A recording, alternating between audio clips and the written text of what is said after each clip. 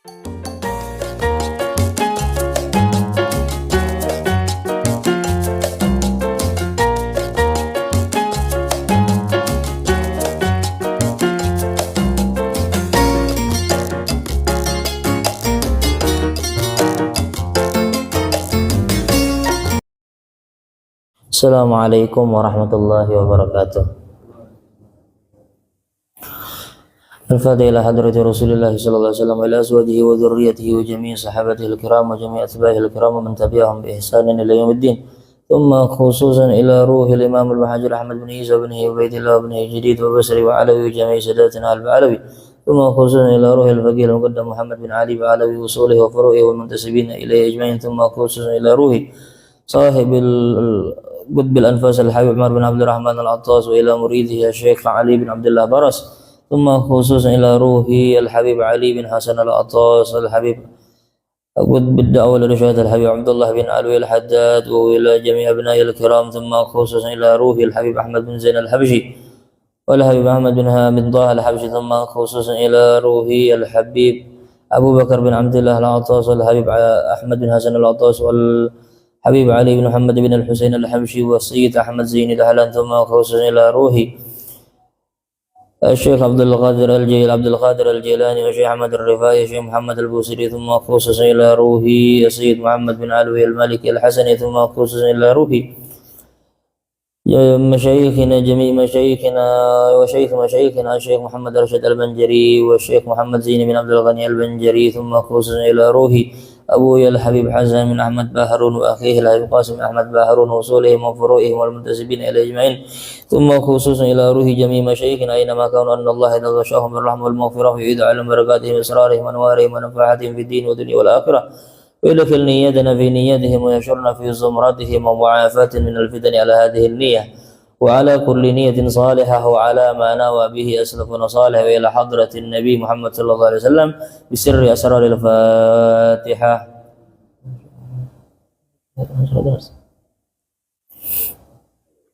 صلوات الله عليهم وغير المغضوب عليهم.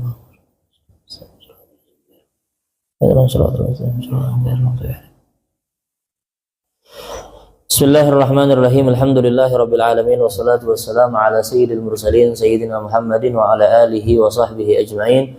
Subhanaka la ilma lana illa ma 'allamtana innaka antal alimul hakim. Tub 'alaina ya rabbana innaka antat tawwabur rahim. Rabbi shrah li sadri wa yassir li amri wa hlul 'uqdatam min lisani yafqahu qawli wa saddid lisani.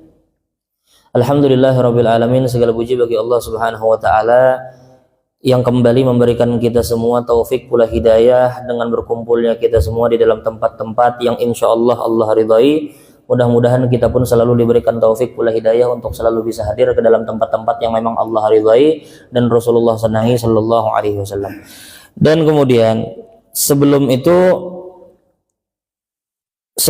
ulun secara pribadi meminta doa lan pian mudah-mudahan karena kan beberapa hari yang lalu ulun hanya sampai dari melaksanakan ibadah haji. Nah, ulun minta doa mudah-mudahan ulun mendapatkan haji predikat haji yang mabrur. Mudah-mudahan mendapatkan predikat umrah yang makbulah. Lalu kemudian sedikit ulun hendak membahas masalah yang haji nih karena kan ulun ini kan bimbai dengan haji reguler kan. Artinya kan banyak nih orang-orangnya. Jadi kemudian ulun melihat banyak pelajaran sebujurnya yang ulun perhatikan tuh cuman didapat di haji. Makanya wajar kalau seandainya ujar ulama termasuk tanda haji mabrur itu adalah keadaannya berubah. Artinya cara pandangnya itu mulai berubah. Kenapa? Karenanya ketika haji itu kada sama memang ulun umrah. Mudah-mudahan kita beratan berzeki untuk haji dengan haji yang mabrur beratan. Jadi ketika ulun berangkat haji semalam itu, lalu kemudian ulun melihat berbagai macam hal yang kada pernah ulun dapati ketika umrah. Banyak pian. Makanya wajar ujar ulama termasuk dari salah satunya Imam Al-Hasan Al-Basri mengatakan salah satu tanda haji mabrur itu adalah keadaan seseorang itu bakal berubah dan cara pandangnya pun berubah. Nah, mudah-mudahan kita berataan mendapatkan haji dengan rezeki haji yang mabrur. Karena ulun melihat juga kadang-kadang ada beberapa orang tuh yang mereka tuh dipikir-pikir kada mungkin rasanya haji. Ada bahkan orang tuh sudah tua, lalu kemudiannya berisi penyakit jantung. Dipikir-pikir nih kalau seandainya nyetulak tuh harusnya kada boleh sudah. Tapi entah kenapanya bisa berangkat.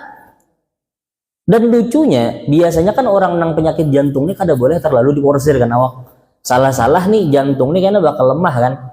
Jadi ketika itu orang nang tadi ini sudah penyakit jantungnya tiap hari melontar itu kalau dari Pakemahan Ulun itu kurang lebih ada sekitar 3 kilo mungkin, bolak-balik 6 kilo berjalan batis. Dan luar biasanya tadi tuh yang penyakit jantung tuh tiap harinya melontar sanggup. Tapi di sisi yang lain ada jamaah yang jamaah ini padahal hitungannya sehat juga padahal, berangkat tuh sehat, kada ada penyakit segala macam, kada ada riwayat penyakit. Tapi sebelum itunya ketika di Mekah nih sebelum pergi ke Mina, ini termasuk orang yang gembar-gembor.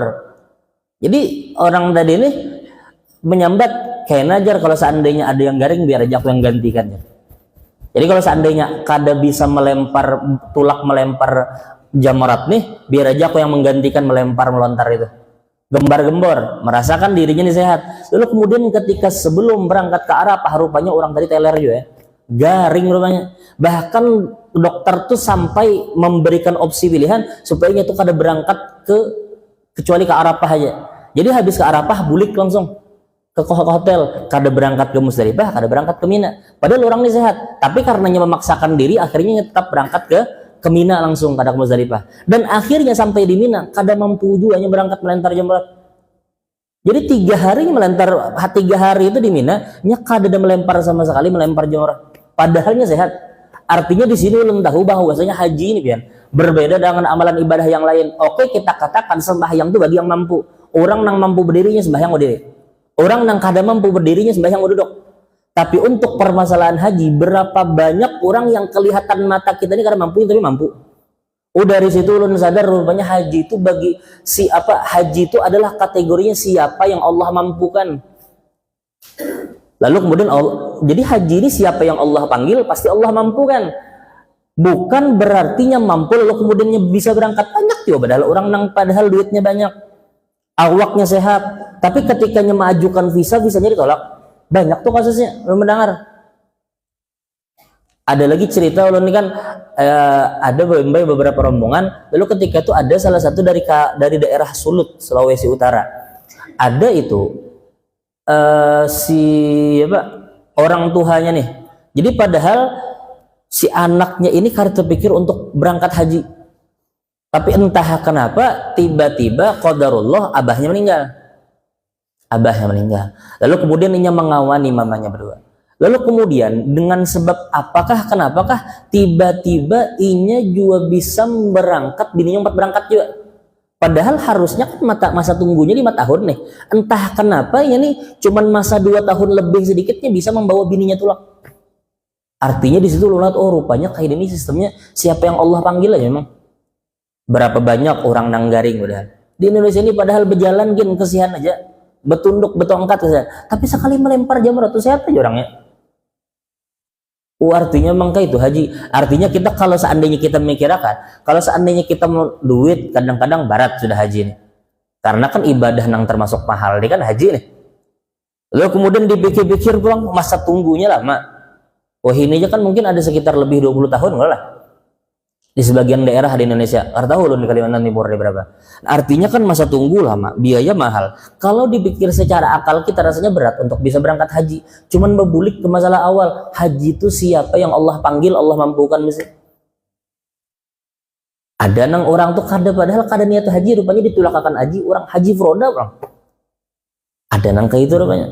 Nah, mudah-mudahan berrezeki untuk mendapatkan haji yang mabrur. Kalau berdoa supaya mendapatkan haji aja takutnya hajinya kada mabrur. Baik berdoa selajur mudah-mudahan mendapatkan haji yang mabrur. Jadi kalau seandainya haji pertama kada mabrur, berulang kena sampainya kita mendapatkan haji yang mabrur. Itu diajari oleh perguruan kita.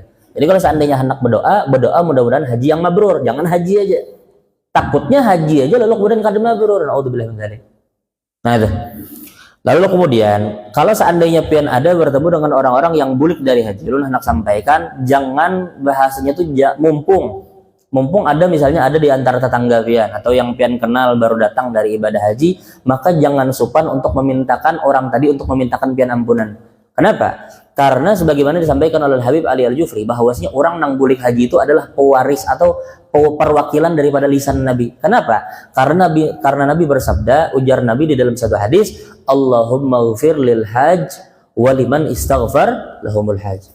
Ya Allah, ujar Nabi, ampunilah orang-orang yang melaksanakan ibadah haji dan siapapun yang dimintakan ampunan oleh orang yang berhaji. Nah, itu kita dianjurkan untuk memintakan orang nang berhaji tadi untuk memintakan ampunan. Tapi ujar peguran ulun Syekh Soleh, ujar Sidin, kalau seandainya kita nih berrezeki haji, jangan pelit, ujar Sidin. Jangan menunggu orang minta doa, hanya kita doakan. Jadi sebelum orang tuh meminta doakan semua siapapun yang kita kenal untuk mendapatkan pengampunan dari Allah. Nah itu. Jadi mudah-mudahan Allah ampuni dosa kita berarti. Lalu kemudian juga di dalam kitab Bughiyatul Mustarsyidin kita dianjurkan untuk memintakan ampunan dan memintakan doa kepada orang-orang nang haji. Padahal orang nang haji itu hanya haji itu hanya aja sebelum tulak main judi online ya. Entah tiba-tibanya tulak haji, masa aku minta doa lo ninya. Tetap yang dianjurkan untuk meminta doa kepada orang tadi. Kenapa? Karena orang nang haji itu ujar Nabi kayak kharajat kayom waladatuhu ummuh. Ketika orang selesai melaksanakan ibadah haji yang mana la rafatha wala fusuqa wala jidala, yang inya kada berdebat, kada melakukan hal-hal yang dimurkai Tuhan, inya bujur-bujur murni beribadah karena Allah berhaji. Lalu kemudian inya kembali dari haji itu seperti seakan-akannya baru lahir dari rahim ibunya, bersih sebujur-bujurnya. Nah, jadi kita dianjurkan untuk meminta doa kepada orang-orang yang hanya balik dari haji. Siapapun itu, misalnya apa yang ada bisi tetangga. Dan mudah-mudahan kita berrezeki haji pulang gitu. Nang sudah haji misalnya mudah-mudahan berrezeki haji pulang. Dulu kamu ada orang nang umur Sidin itu sudah 70 tahun padahal. 70 tahun berangkat haji. Kalau dipikir secara akal kayak apa bisa mampu nih surat istitoah nih. Surat supayanya mampu tulak kesehatan nikah bisa tembus. Cuman Allah mampukan tulaknya. Ada di Mina, ada di Muzdalifah, adanya di Arafah. Ya kayak itu tuh. Nah, itu kita melihat bagaimana orang-orang yang Allah mampukan. Makanya wajar kalau seandainya haji itu bakal mengubah keadaan seseorang. Kenapa? Karena bertemu dengan hal-hal yang kada pernah temui di tempat yang lain. Ben bertemu dengan orang-orang yang misalnya dari Mesir misalnya. Melihat orang tuh nang kada bisi penginapannya tuh jauh belasan kilo dari Masjidil Haram. Jadinya rela berangkat ke Masjidil Haram dari imbah subuh sampai kapan? Sampai menjelang zuhur. Berdiam di masjid. Kenapa? Karena buliknya jauh.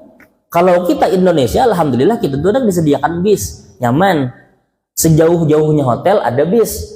Nah, kita ke bis. Orang-orang Mesir itu pian, sejauh-jauhnya ada lagi yang lebih jauh buat Bangladesh. Buat Bangladesh itu pian, ada mungkin belasan kilo dari Masjidil Haram. Berangkat bukannya berjalan batis. Belasan kilo berjalan batis. Datang Masjidil Haram sembahyangnya, merasa bulik nih rugi kan? Jadinya berdiam dari subuh, bahkan ulun melihat kadang-kadang tuh yang inya dari habis isya sampai subuh di situ di Masjidil Haram. Ada nang kayak itu tuh. Nah, kita melihat bagaimana orang tuh memiliki apa ya? Yang namanya tuh semangat ibadah tuh jauh di atas kita. Rupanya kisah-kisah orang soleh tuh ada masih sekalinya ini. Dan kita kisahkan orang nang mampu berjalan belasan kilo untuk menuntut ilmu, untuk mencari apa? Untuk berangkat haji. Untuk misalnya berangkat menuntut ilmu belasan kilonya berjalan, kita mikir-mikir kadang-kadang kayak punya mampu berjalan sejauh itu. Rupanya ketika haji kita tetamu orang model kayak itu. Ada kita tetamu orang-orang nang kasihan bajunya tuh bilang baju kain ihramnya aja bilang sudah setipis-tipisnya buruk pulang aja.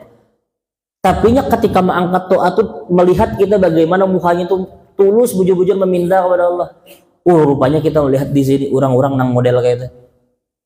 Makanya wajar kalau seandainya ujar Nabi laisal al-hajjul mabrur laisa lahul jaza illal jannah. Haji yang mabrur tuh kada ada balasan baginya kecuali pasti surga, ujar Nabi. Mudah-mudahan kita masuk surga beratan. Nah, itu sekelumit tentang haji. Jadi kalau seandainya kita bertemu dengan orang-orang haji, misalnya kita dianjurkan untuk memintakan ampunan dan meminta doa kepada orang berhaji. Kenapa? Karena doanya mustajab. Selama berapa lama di dalam kitab Bughiyatul Mustarsyidin itu berkaitan selama 40 hari. Jadi selama 40 hari doa orang yang balik dari haji itu pasti dikabulkan. Nah itu. Allah alam. Jadi itu terkait dengan masalah haji. Alhamdulillah kita masih diberikan umur untuk kembali bertemu dengan yang namanya hari ini. Harusnya kan malam tadi banyak orang nyangka sudah tahun baru. Rupanya ketetapan dari pemerintah menyatakan bahwasanya hari ini hanya tahun baru sore ini. Sebagian orang sudah habis menaguk susu dah. Berapa jerigen kawan begitu? Ada setengah jerigen nak menghabisi susu sekalinya di prank orang aja. Nah, jadi kita termasuk yang disunnahkan atau dianjurkan. Yang dianjurkan para ulama ketika datang tahun baru ini adalah yang pertama jelas meminta doa akhir akhir tahun dan awal tahun. Itu pian akan dapati di dalam kitab Imdad atau di dalam kitab Risalah Amaliyah, mungkin pian akan dapat itu. Nah, itu dibaca ketika menjelang maghrib dan ketika setelah maghrib. Lalu kemudian kalau seandainya lebih baik lagi, pian sambung dengan sembahyang taubah, dengan sembahyang hajat, dengan sembahyang apapun itu. Lalu kemudian pian lanjut dengan membaca surah Yasin, berdoa, bermunajat di situ. Mudah-mudahan Allah isi hari-hari kita dengan tahun-tahun itu disertai dengan ketaatan dan ibadah. Nah, itu termasuk yang dianjurkan di pergantian tahun baru Hijriah. Lalu kemudian dianjurkan lagi adalah meminum susu. Nah, ini dianjurkan oleh Sayyid Muhammad bin Alwi al-Maliki. Beliau menganjurkan kita untuk minum susu. Kenapa? Tafaulan. Apa itu tafaulan? Tafaulan itu adalah bahasa kita tuh Indonesia itu apa lah? Berniat mudah-mudahan kayak itu juga. Jadi seakan-akan ketika kita memulai hari tersebut, ketika pergantian tahun kan Hijriyah itu kan dari maghrib, kalau lah dari sore ke maghrib itu pergantian Hijriyah tanggalnya. Nah, kita dianjurkan setelah itu pergantian hari itu, artinya ketika memasuki waktu maghrib kita dianjurkan untuk meminum susu yang putih, jangan susu coklat. Kenapa niatnya tafaulan? Untuk berniat mudah-mudahan dengan berkat kita meminum susu yang putih ini Allah mengisi tahun kita dengan hal-hal yang baik juga. Nah, itu. Nah, lagi kadang-kadang ada orang mempertanyakan apakah boleh ya? Yang ketujuan mempermasalahkan nangka itu tuh. Apakah boleh tafaulan? Apakah Nabi pernah tafaulan? Kadang-kadang ada orang gitu. Apakah Nabi pernah tafaulan? Kita katakan Nabi itu pernah bertafaul. Apa? Ketika di perang, ketika perjanjian Hudaybiyah. Sebagaimana nih akan pian dapati dalam hadis sahih. Jadi ketika Nabi di perjanjian Hudaybiyah, setelah perjanjian Hudaybiyah itu, lalu kemudian Nabi itu berkumpul dengan para sahabat untuk bermusyawarah terkait dengan perjanjian Hudaybiyah. Abu Ulun mengisahkan perjanjian Hudaybiyah sampai tak waktu Isra tentang kisahnya. Intinya ketika perjanjian Hudaybiyah itu Nabi berumbuk dengan sahabat, artinya bermusyawarah dengan sahabat nih, apakah menyetujui perjanjian Hudaybiyah atau tidak. Di tengah-tengah bermusyawarah tadi rupanya datanglah salah satu orang dari kalangan orang kafir Quraisy, utusan kafir Quraisy datang ke kelompok Nabi nih, ke perkumpulan Nabi. Siapa namanya? Namanya adalah Suhail. Suhail ini adalah orang dari kalangan musyrikin. Ketika datang Suhail, rupanya ujar Nabi sahula bikum amrukum. Ketika datang Suhail, ujar Nabi urusan kalian bakal mudah, ujar Nabi. Maksudnya apa? Jadi ketika datang Suhail ini kalau di dalam bahasa Arab itu artinya sahlun, artinya mudah. Nah, kalau bahasa Arab. Jadi nama Suhail ini di dalam bahasa Indonesia itu artinya mudah. Nah, jadi ketika datang Suhail, Nabi itu mengucap, ketika datang Suhail, ujar Nabi sahula bikum amrukum. Setelah ini urusan kalian bakal mudah. Kenapa? Ujar sebagian ulama, Nabi itu sedang bertafaul dengan nama Suhail tadi. Padahal Suhail ini adalah orang-orang musyrik. Tapi dipakai Nabi sebagai tafaulan. Namanya Suhail mudah, ujar Nabi, datang kemudahan kepada kita.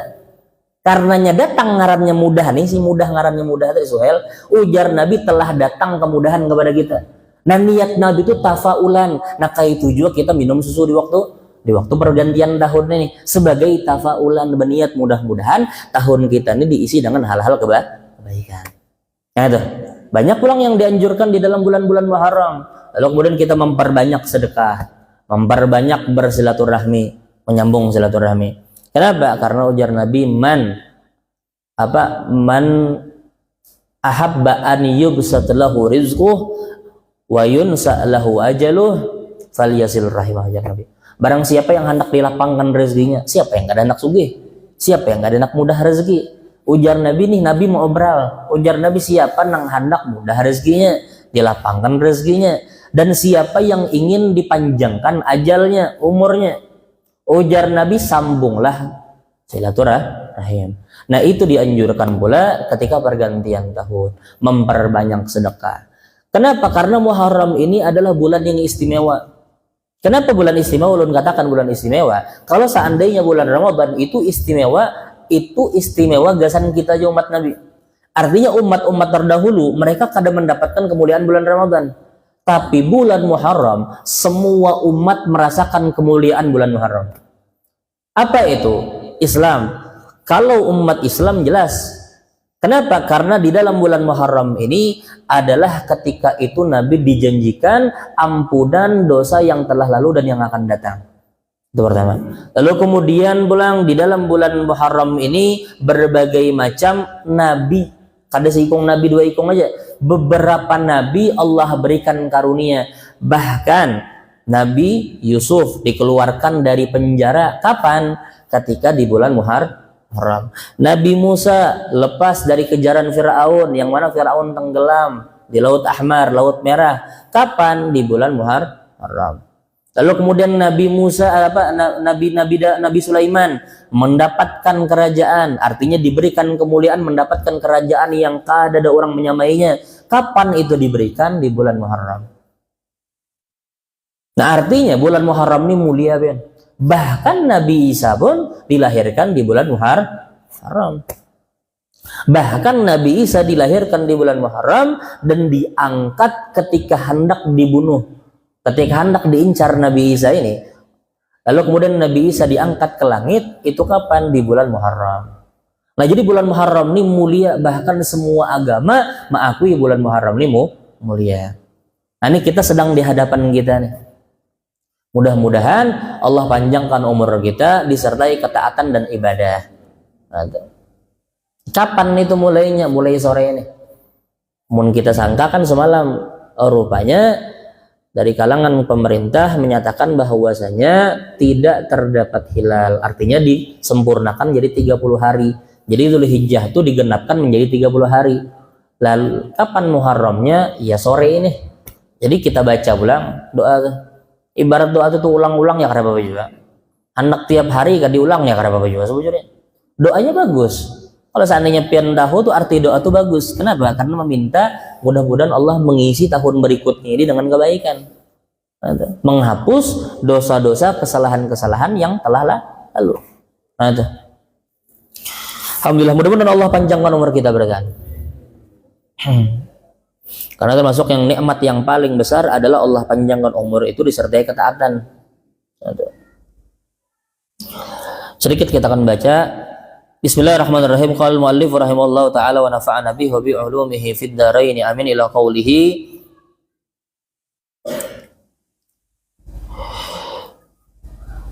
Fa'amilhum bisyafaqatil kamilah hatta man yu'adiyaka wa yahsuduk fa innal insana dha'ifun fashhad haqiqata dha'fihi wa dha'fa dha'fihi warhamhu. Di pertemuan sebelumnya, artinya lawas sudah nih, terakhir bulan Mei lah, terakhir bulan ini. Kan sebelumnya kita pernah membahas permasalahan wasiat daripada Al-Habib Ali bin Hasan Al-Attas yang berkaitan dengan berkasih sayang kepada siapapun makhluknya Tuhan. Bahkan Allah pun berkasih sayang terhadap iblis. Apa itu buktinya? Ketika iblis meminta kepada Allah supaya dipanjangkan umurnya sampai hari kiamat, Allah kabulkan. Dan bahkan iblis itu berhadapan, bahasa kita itu berhadapan di hadapan Tuhan tuh berucap, ujar iblis, aku akan menyesatkan umat manusia. Silakan ajar Allah. Nah, itu termasuk bentuk bagaimana Allah itu pun masih mengasihi iblis. Padahal jelas-jelas rajim, terkutuk sudah. Matrud, jauh daripada rahmatnya Tuhan. Tapi karena ini Allah masih berkasih sayang dengan iblis. Makanya dibiarkan iblis itu menikmati hari-harinya, menjerumuskan umat manusia. Sampai kapan? Sampai hari kiamat tiba. Nah itu. Nah, apalagi kita nangaran Tuhan aja mengasihi iblis, apalagi kita. Nah, kita pun dianjurkan untuk berkasih sayang. Cuman kita jangan berkasih sayang dengan iblis bilang. Merasa Tuhan berkasih sayang dengan iblis, lalu kita hendak berkasih sayang dengan iblis, kada juga. Cuman kadang-kadang orang tuh ada yang lisannya mudah mengucap kalimat laknat. Memang ada sebagian beberapa orang yang mereka tuh berhak untuk mendapatkan laknat. Siapa? Termasuk adalah iblis. Makanya kan kita biasanya syaitan laknatullah alaih. Artinya kalimat laknat. Ada yang namanya orang-orang yang jelas mati dalam kekafiran seperti Fir'aun, Abu Lahab, Abu Jahal, dan yang lain-lain. Mereka ini kalau seandainya kita mengucapkan laknat gak ada masalahnya sebenarnya. Tapi ujar Imam Haddad, kita ini ujar Imam Haddad umat yang kita tidak akan diberikan pahala dengan menyebut laknat. Kalau seandainya kita 1000 kali mengucap laknat kepada iblis, kada bertambah pahala kita. Sekalipun kan berdosa juga, kada salah juga. Tapi kita ujar Imam Haddad bukan umat yang diberikan pahala dengan laknat tadi. Nah, jadi di sini kita bisa mengambil pelajaran. Oh, rupanya jangan biasakan muntung nih ngucap nang kada-kada. Sekalipun orang tuh berhak, apalagi orang kada berhak. Misalnya orang muslim disambat, ya mudah-mudahan dikam celaka aja. Nangka itu doanya. Ya mudah-mudahan nyata dia masuk neraka aja. Nangka itu modalnya menghukumi. Padahal tidak ada yang menutup dari rahmatnya Allah siapapun itu. Kada ada yang menghalangi umat manusia dari rahmatnya Tuhan. Nah, makanya ujar Habib Ali bin Hasan Al-Attas supaya wasiat beliau yang pertama kali beliau sampaikan adalah berkasih sayang kepada semua umat, semua makhluknya Allah. Siapapun itu, manusianya kah, binatangnya kah, tumbuhannya kah, bahkan benda matinya. Sebagaimana mungkin ulun pernah sampaikan bagaimana Nabi itu berkasih sayang kepada binatang jelas, manusia apalagi, tumbuhan pun juga. Dan lebih ajaibnya lagi, Nabi itu berkasih sayang dengan benda mati. Yang mana sebagaimana ulun pernah sampaikan, Nabi itu bagaimana bentuk kasih sayang terhadap benda mati, Nabi itu menamai pedang Nabi. Pian kan pernah mendengar namanya pedang Zulfikar. Itu pedang Zulfikar awalnya itu adalah pedang Nabi, dinamai dengan Zulfikar. Lalu kemudian diberikan kepada Sayyidina Ali. Ada. Dan banyak. Bahkan di dalam satu hadis kami pernah menemukan Nabi itu bahkan menamai cermin, karena termasuk sunnah Nabi ini sebagian tahu. Ada termasuk sunnah Nabi yang selalu Nabi bawa kemana-mana. Apa itu? Yang pertama adalah wadah banyu pertama. Lalu yang kedua adalah celak. Yang ketiga siwak. Yang keempat adalah cermin beserta sisirnya. Jadi Nabi selalu kemana-mana tuh membawa cermin. Ada. Karena memang termasuk juga yang dianjurkan, Nabi itu pernah menganjurkan di dalam satu hadis, ujar Nabi, kalau seandainya kalian ingin keluar bertemu dengan umat manusia, artinya ketika kalian ingin bertemu dengan halayak ramai, ujar Nabi, rapikanlah dulu diri kalian. Ada. Jadi kita nih kalau seandainya kita nih berapi-rapi hendak keluar, apakah dianjurkan? Dianjurkan. Karena Nabi menyampaikan di dalam hadis, kalau seandainya kalian ingin keluar bertemu dengan halayak ramai, maka perbaiki atau rapikanlah diri kalian, ajar Nabi. Dan Nabi pun seperti itu. Setiap hendak keluar, Nabi itu berapi-rapi. Jangan hendak bertamu orang tuh dalam keadaan yang seada-adanya. Lalu kemudian kadang-kadang tuh mengucap aja, Allah tuh kadang memandang jasadnya aja. Allah tuh kan memandang hatinya aja. Amun hatiku baik sudah aja. Tapi maka bilang pakaian bilang lusuh, muha bilang kada bebasuh. Nah, jangan sampai nangka itu, karena Nabi seperti itu. Nah kan bahkan Nabi itu selalu kemana-mana membawa cermin. Jadi misalnya ibu-ibu ini misalnya pian membawa cermin kemana-mana, berarti pian termasuk orang yang mengamalkan sunnah Nabi. Nah itu secara kada langsung. Karena Nabi selalu kemana-mana membawa cermin. Kenapa? Karena Nabi itu memiliki rambut yang ikal, artinya bergelombang, dan ketika itu agak panjang. Sebagian riwayat mengatakan di bawah telinga, di sini. Sebagian lagi mengatakan sampai pundak. Sebagian lagi mengatakan di antara pertengahan pundak dan telinga. Yang mana nang bujur bisa jadi beratahan bujur. Kenapa? Karena Nabi itu bisa aja berganti-ganti model rambut. Kadang panjang sini, kadang panjang sini, kadang tengah-tengah. Nah itu. Tapi kadang-kadang ada orang yang iya nih kalau seandainya panjang rambut tuh kada cocok, ada juga kayak itu. Karena orang Arab itu mau kada mau dia akan perhatikan, coba kita perhatikan orang-orang Arab itu kalau seandainya rambutnya panjang tuh cocok kan muha tuh mendukung, hidung mancung, habis itu berjambang segala macam. Ada juga kadang-kadang orang tuh yang kada cocok berpanjang rambut. Atau jatuhnya merigat tinggi, merigat jatuhnya. Nah, kalau seandainya seperti itu, maka lebih baik yang mana? Lebih baik menyesuaikan keadaan. Sebagaimana Imam Haddad itu kada pernah manjangkan rambut kecuali ketika beliau menjelang wafat. Jadi Imam Haddad itu, Habib Abdullah bin Alwi al-Haddad itu kada pernah manjangkan rambut. Pernah satu kali orang nyeletuk, ujar beliau, Habib kenapa pian kada manjangkan rambut? Padahal manjangkan rambutnya sunnah Nabi. Lalu kemudian ujar Habib Abdullah bin Alwi al-Haddad, masih banyak sunnah-sunnah lain yang perlu kugawi. Masih banyak.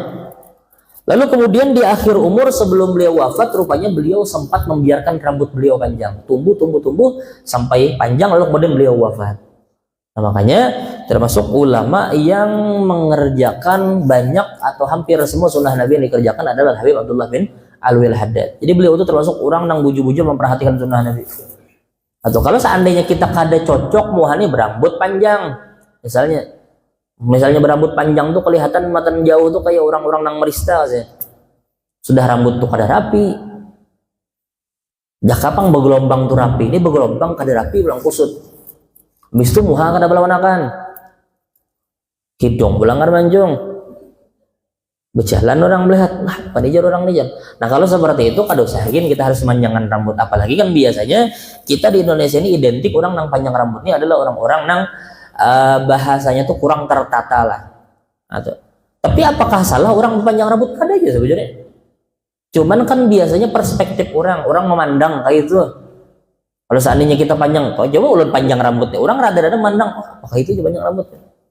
Nah artinya di antara kita ini masih orang mandang tuh seperti itu. Maka jangan sampai mengundang cemoohan orang. Karena apa? Karena kalau seandainya kita melakukan hal-hal yang mengundang orang tuh mencemooh kita, mengejek kita, maka kita pun dapat dosa. Kita nih melakukan hal-hal yang masih menurut orang tuh tabu. Misalnya misalnya panjang rambut misalnya. Orang tuh masih tabu melihat orang tuh panjang rambut. Wah, apa tuh jar? Pina musti aja, sekolah pondok pesantren aja. Pina musti ke masjid terus, rambut panjang aja. Artinya ini masih hal yang tabu. Lalu kemudian orang tadi mencemooh kita, menjelekkan kita, maka perhatikan bisa jadi kita termasuk orang yang mendapatkan dosa aja di situ. Loh, padahal orang yang menjelekkan kita. Oh iya, karena sebab kita orang tadi menjelekkan kita. Nah, itu. Makanya Nabi kan bersabda, ujar Nabi, ittaqul malain. Takutlah kalian dengan tempat-tempat yang bakal mengundang laknat orang. Ada. Makanya kan pernah Sayyidina Umar itu pernah memukul orang kan. Jadi ketika di satu jalan, Sayyidina Umar ini melihat ada seorang laki-laki yang berbicara dengan seorang perempuan di tengah siang hari. Tengah siang bolong, laki-laki berbicara dengan perempuan di tengah jalan. Karena di dalam rumah padahal. Di tengah jalan, laki-laki itu berbicara dengan perempuan dalam keadaan siang hari pulang. Artinya ini kalau zaman wahini itu bukan hal yang tabu. Bukan hal yang kelihatannya keliru, ada. Tapi ketika di zaman Umar bin Khattab melihat ada seorang laki-laki yang berbicara dengan perempuan di tengah jalan siang hari, rupanya di dalam kitab Ihya nih ceritanya. Ini disebutkan oleh Imam Al-Ghazali di dalam kitab Ihya. Rupanya ketika itu Sayyidina Umar langsung memukul orang tersebut dengan tongkat beliau. Dipukul orang tadi di tengah jalan oleh Sayyidina Umar. Ujar orang tadi, wahai khalifah, kenapa pian memukul ulun? Ujar orang tadi, wahai khalifah, ketahuilah yang bersama ulun nih istri ulun seorang. Di tengah jalan, siang hari, bepandiran dengan bini, ia dicatuk. Kan siwah nih kalau zaman wahai ini nih. Jadi ketika itu dipukul oleh Sayyidina Umar. Ketika itu, wahai khalifah, bersama ulun nih bini ulun seorang. Lain orang lain. Ujar Sayyidina Umar, jangan salahkan aku, salahkan diri kamu seorang. Cari tempat, ujar Sayyidina Umar, yang kadang mengundang curiga orang. Nah, itu zaman Sayyidina Umar. Engkai itu tuh sampai luar biasanya tuh. Makanya wajar di zaman Sayyidina Umar ini bujur-bujur syariat itu ditegakkan, biar. Bujur-bujur syariat itu ditegakkan. Makanya ketika Nabi menjelaskan tentang amarat atau tanda-tanda akhir zaman, ujar Nabi, yaksuruz zina, merebak yang namanya zina. Bahkan dalam satu hadis Nabi menjelaskan kepada sahabat, ujar Nabi bahwasanya orang berzina bahkan berani berzina di pinggir jalan. Yang pertama kali heran mendengar cerita itu adalah Sayyidina Umar. Wa kaifa yaqa dzalika Rasulullah? Bagaimana mungkin bisa terjadi ya Rasulullah? Kenapa? Karena Sayyidina Umar itu adalah orang yang tegas. Melihat satu kemungkaran langsung anak dibasmi aja lagi. Makanya kan akan dapati beberapa kali cerita Sayyidina Umar itu bertawar kepada Nabi, ya Rasulullah, biarkan ulun potong lehernya. Kenapa? Karena Sayyidina Umar itu orang yang bujur-bujur gairah. Apa gairah? Maksudnya gairah ini adalah cemburu ketika ada hal-hal yang di agama itu dihantuk orang. Jadi ketika ada larangan-larangan orang lewati, orang langgar, itu Sayyidina Umar luar biasa marahnya. Makanya Sayyidina Umar itu digelar dengan Al-Faruq. Apa arti Al-Faruq? Artinya pemisah bainal haqqi wal batil, yang salah dan yang benar. Itu Sayyidina Umar. Jadi Sayyidina Umar itu adalah yang pertama kali orang yang takjub dan heran dengan kejadian. Bagaimana itu bisa terjadi Rasulullah? Bagaimana zina itu bisa terjadi di pinggir jalan orang berzina? Rupanya saat ini kita mulai ada gambar sedikit-sedikit. Saya perhatikan, kadapang di Indonesia. Coba perhatikan di daerah barat sana. Bagaimana perempuan, laki-laki dengan mudahnya mereka berpelukan, berciuman. Mudah-mudahan kita ini terhindar dari itu adat-adat di Indonesia ini, mudah-mudahan terjaga aja bang negara kita. Melihat bagaimana di barat itu ya, mulai melihat berita tuh. Dan laki-laki dengan laki-laki, perempuan dengan perempuan ya bangga berjalanan keluar. Meminta keadilannya. Adil datang mana kayak itu? Nah itu bujur-bujur sudah terjadi. Artinya kita jangan heran. Bujur memang sabda Nabi itu kadang pernah meleset. Kadang-kadang orang tuh menyerang pribadi Nabi, menyerang, Nabi aja begini. Nya kadang memperhatikan setiap apa yang disampaikan Nabi itu bujur-bujur terjadi. Apa yang disampaikan Nabi tentang permasalahan merebaknya yang namanya zina. Zaman ini. Bagaimana zina itu bisa terjadi di pinggir jalan. Saat ini kita pun sudah tergambar bagaimana orang tuh bisa zina mata ketika berjalan di luar. HP-nya dibuka, apa-apa kan? Ya berjalan misalnya, bukanya HP-nya sambil berjalannya di pinggir jalan tuh. Rupanya matanya sudah berzina. Kadang menutup kemungkinan 20 tahun, 30 tahun, 50 tahun, 100 tahun bujur-bujur ada yang berzina di pinggir jalan. Nauzubillah min dzalik. Mudah-mudahan Allah lindungi keluarga kita. Nah itu zaman itu. Makanya Nabi itu ketika menyampaikan tentang akhir zaman, Nabi itu kadang menyuruh kita untuk mengubah keadaan itu ada. Artinya tuh kadang mau pasti terjadi sudah. Sebanyak apapun orang yang berbicara, sebanyak apapun ulama menyampaikan, itu pasti terjadi. Cuman yang Nabi wanti-wanti kepada kita ketika akhir zaman itu apa ya? Yang diwanti-wanti Nabi. Yang diwanti-wanti Nabi itu bukan supaya kita tuh mengubah keadaan itu, kadang-kala. Sekalipun kita tetap harus berusaha supaya menggugurkan kewajiban kita. Ketika ada orang melakukan kesalahan, kita tetap harus sampaikan salah itu. Tapi ketika itu orang kada berubah, kadang-kala kita mengubah memang. Kenapa? Karena semua itu sudah menjadi tatanan dunia. Nabi sudah menyampaikan di dalam hadisnya kadang mungkin berubah. Cuman yang Nabi wanti-wanti kepada kita, ujar Nabi ketika zaman itu datang, ujar Nabi, alaika bi khassati nafsi. Urus diri kalian masing-masing. Artinya kita kadang lagi ngurusi orang lain itu sudah. Ngurusi diri kita seorang aja ya mau sudah. Ngurusi diri kita mau, apalagi ngurusi keluarga, apalagi ngurusi tetangga, apalagi ngurusi orang lain. Nah yang Nabi wanti-wanti kepada kita adalah saat itu bujur-bujur memperhatikan diri seorang aja sudah. Diri seorang dan keluarga juga. Kalau seandainya kita kadang mau ubah orang nang banyak, minimal keluarga kita terhindar dari itu. Nah mudah-mudahan Allah melindungi keturunan keluarga kita berarti. Karena kadang mustahil dan kadang menutup kemungkinan pasti ada orang-orang yang mereka tuh selamat dari fitnah akhir zaman itu. Dan itu banyak pasti. Sekalipun karena sebanyak orang yang terkena fitnah akhir zaman. Ya Allah. Nah, jadi semalam belum pernah sampaikan di dalam wasiat Habib Ali bin Hasan Al-Attas bahwasanya beliau berwasiat kepada kita semua untuk berkasih sayang kepada semua makhluknya Tuhan. Sebagaimana Nabi mencontohkan kepada kita. Lalu ujar beliau, fa'amilhum bi syafaqatil kamilah. Dan bersikaplah kepada manusia itu dengan kelembutan yang sempurna. Artinya bujur-bujur kita bersikap lembut kepada orang lain. Makanya kan bi'sar rajul al-adatul khusn. Sepaling buruk manusia adalah orang yang temperamental. Yang kada kau senggol bebas bacok. Kada kau senggol bacok. Nah, ujar Nabi, sepaling buruk manusia, sepaling baik laki-laki sepaling buruk orang itu, ujar Nabi, adalah orang yang ketujuh atau orang yang temperamental. Orang yang kadang kau sedikit langsung anak membacok, kadang kau sedikit langsung anak menyumpah, kadang kau senggol sedikit langsung anak memamai juga ya. Nah, ini adalah sepaling buruknya orang. Nah, itu. Ujar Habib Ali bin Hasan, bersikaplah kepada orang lain dengan sikap yang lembut, hatta man yu'adika wa yahsuduk, bahkan kepada orang yang memusuhimu dan hasud kepadamu. Kenapa? Karena ujar Nabi di dalam satu hadis, kan kita ini kan sering mendengar kalimat silaturahmi. Apa kira maksud silaturahmi itu adalah menyambung silaturahmi? Iya, menyambung silaturahmi. Maksudnya apa? Oh, rupanya Nabi menjelaskan, ujar Nabi, laisal wasil bil mukafi, walakinnal wasil idza quti'at rahimah wa salaha. Ujar Nabi, bukanlah orang yang menyambung silaturahmi adalah orang yang menemui orang yang baik dengannya. Kalau kita bertemu atau menyambung silaturahmi kepada orang yang baik dengan kita, itu wajar, ujar Nabi. Laisal wasil bil mukafi. Bukan orang yang menyambung silaturahmi adalah orang yang bertemu dengan orang yang menyambung juga. Kadang-kadang itu, ujar Nabi. Sekalipun itu dikatakan menjaga silaturahmi.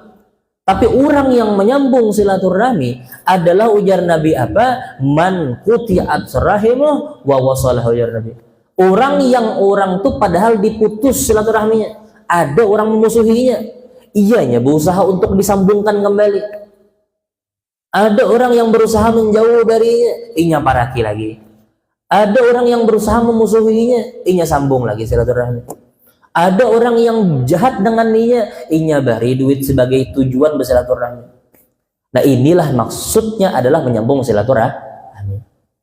Nah, di sini kita bisa menyadari bahwasanya kalau seandainya orang berbuat baik dengan orang yang baik, wajar. Makanya ulun pernah ditakuni, kayak apa kalau seandainya kita berhadapan dengan orang yang orang tadi tuh jahat dengan kita ini sudah berbuat baik, tapi rupanya membalas dengan kejahatan. Apakah boleh berbuat membalas dengan kejahatan? Maka jawabannya boleh aja sebenarnya. Boleh. Cuman kalau seandainya orang berbuat keburukan lalu dibalas dengan keburukan, dari mana orang tahu yang namanya sifat kebaikan? Orang tahu sifat kebaikan itu ketika ada orang berbuat jahat dibalas baik. Kalau misalnya orang baik membalas baik kepada orang yang baik juga.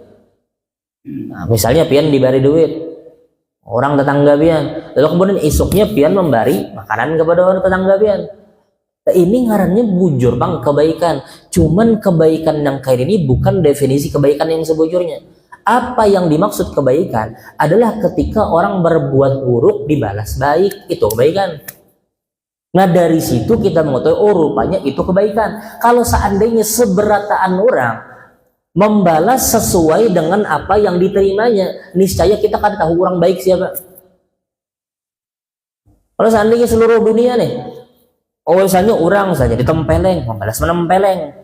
Orang dijahati, dibalas dijahati juga. Kalau seandainya seluruh dunia yang kayak itu, dari mana kita tahu orang baik? Nah, orang baik itu adalah orang yang ketika dijahati yang berbuat baik. Nah, itu maksudnya. Makanya ujar Habib Ali bin Hasan al-Attas, bersikap lemah lembut bahkan kepada orang yang memusuhimu dan hasud kepadamu. Fa innal insana dha'ifun. Karena sesungguhnya manusia itu lemah, pian. Pian bermusuh dengan siapa aja? Coba pian lihat misalnya. Pian misalnya diisi musuh 20 tahun misalnya sudah musuh. Coba iya aja pian, beparak, bebaik-baik, memberi hadiah, manusia tuh pian lemah hatinya.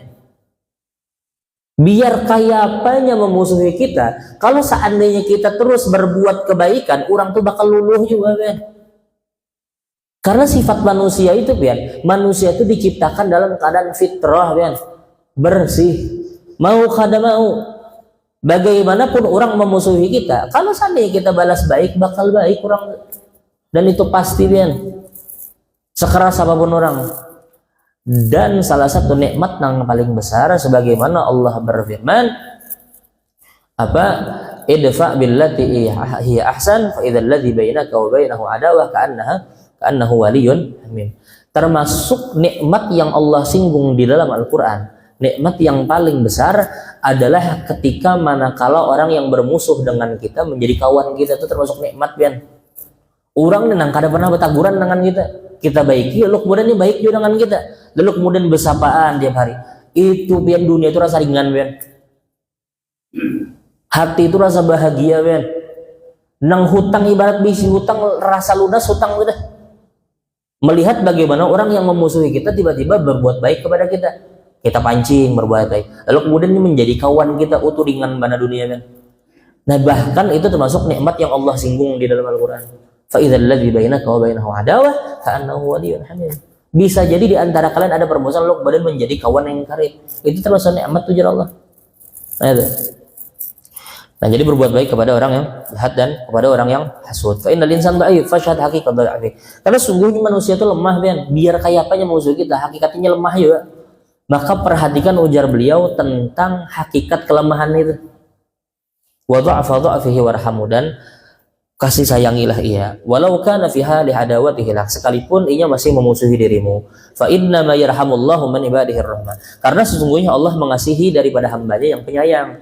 Jadi kalau seandainya kita berbuat baik, berkasih sayang dengan orang jahat, jangan pernah jadikan patokan supaya orang tadi berbuat baik kepada kita, jangan. Kalau seandainya kita berbuat baik, menghutangi orang misalnya, atau membari orang misalnya, atau berbuat baik dengan orang misalnya, jangan pernah berharap kita tuh supaya tujuannya orang berbuat baik dulu dengan kita. Salah tuh. Kenapa? Karena tujuan kita berbuat baik dengan orang tadi atau berkasih sayang dengan orang tadi, tujuannya supaya apa? Supaya Allah tuh mengasihi kita, itu intinya. Kalau Allah tuh mengasihi kita, orang yang memusuhi kita tuh bisa masih memusuhi, Allah datangkan orang yang bakal ulah kita tenang. Pasti itu. Nanti bahasa Indonesia, ulun percepat, man la yarham la yarham. Barang siapa yang tidak mengasihi, maka ia tidak akan dikasihi. Orang nang kada ketujuh menyayangi orang lain, makanya kada bakal disayangi ya. Orang nang kada suah senyum berjalan, kada suah senyum, dibawai bersalaman pindah barat tangan. Orang nang kaya itu kemungkinan besar orang banyak kada ketujuh. Perhatikan aja deh. Tapi orang nang murah senyum, orang nang nyaman ketawa, orang tuh nang biasanya banyak diketujuh orang. Jam berapa ya sekarang? Pon? Sudah lah habis ya? Oh, oke. Warhaman fil ardi, kasih sayanglah yang di bumi, yarhamu kami bersama, niscaya yang di langit pun akan mengasih sayangimu. Wallahu a'lam bishawab. Kalau ada pertanyaan lah kira-kira lah. Oke. Oke. Oh. Oke. Ya. Jadi permasalahan masalah Israel. Orang bangsa Israel ini kan sudah luar biasa nih, membunuh, genosida kan. Apakah boleh melaknat orang Israel? Kita katakan boleh. Tapi boleh ke permasalahan awal, kita ini kan dapat pahala dengan sebab laknat. Dibanding kita melaknat orang Israel, jelas-jelasnya dapat laknat udah dulu sudah. Ibaratnya membunuh satu orang aja sudah banyak dosanya, apa ya? Membunuh ribuan orang, puluhan ribu orang. Artinya sebelum kita melaknat, ini terlebih dahulu sudah dilaknat. Artinya laknat kita ini kadang menambah laknatnya juga. Satu laknat kita ini kadang menambahi siksanya juga. Ini sudah berdahulu dapat siksa sudah. Artinya orang tadi itu kadang bertambah sengsaranya dengan laknat kita. Oh, jadi Imam Haddad juga bahwasanya kita ini kadang mendapatkan pahala dengan laknat. Lebih baik kita menghindari kalimat laknat tadi. Tapi apakah boleh? Boleh, silahkan. Tapi udah sampaikan lagi, kita kadang dapat pahala dengan laknat tadi. Daripada kita menghabiskan waktu dengan laknat, baik kita berzikir, bertawasul, meminta kepada Allah supaya Allah menangkan saudara kita. Itu intinya. Nah tuh. Jadi kalau seandainya boleh. Cuman Muslim itu kadang mendapatkan pahala dengan laknat. Wallahu a'lam bishawab. Dijawablah. Mudah-mudahan sedikit ini memberikan kita manfaat dunia akhirat. Allah ampuni dosa kita, Allah ampuni dosa keluarga kita, Allah ampuni dosa sanak jiran kita, Allah ampuni dosa keluarga kita, dan mudah-mudahan Allah Subhanahu wa taala menutup aib dan kekurangan kita. Allah menutup mata kita daripada melihat aib dan kekurangan orang lain, dan mudah-mudahan Allah Subhanahu wa taala mengkaruniakan kita keturunan yang saleh-salehah, dan mudah-mudahan Allah Subhanahu wa taala menyelamatkan kita dari segala macam fitnah akhir zaman, dan mudah-mudahan pada akhirnya Allah wafatkan kita dalam keadaan husnul khatimah ba'da tulil umur wa sihatin wa khairin wa afi ala hadhihi niyyah wa ala kulli niyyatin salihah wa ala ma nawa bihi aslabun salih wa ila hadratin nabi Muhammad sallallahu alaihi wasallam bi sirri asraril Fatihah.